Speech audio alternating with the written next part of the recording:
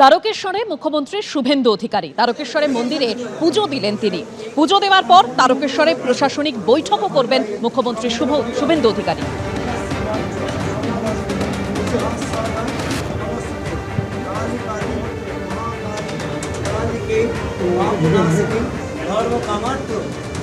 মোবাইলটা ঢুকিয়ে দিন বারবার।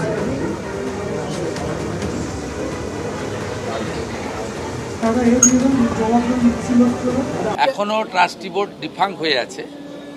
আমি আজকেই মাননীয় মন্ত্রী অগ্নিমিত্রা পাল এবং প্রধান সচিবকে নির্দেশ দেব যে এখানে একজন এডিএম আছেন অনুজ প্রতাপ, তাকে আমরা প্রশাসক করছি।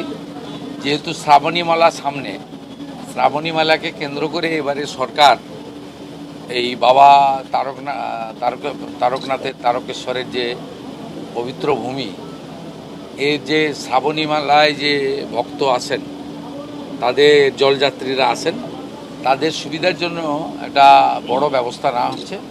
এবং আশু তারকেশ্বর মন্দিরকে কেন্দ্র করে আমরা কিছু কাজ করব। প্রথম তো ওই পবিত্র পুকুর পাড়ে সব রং করে রেখেছে, রঙের কালার তো পরিবর্তন আগে করা দরকার।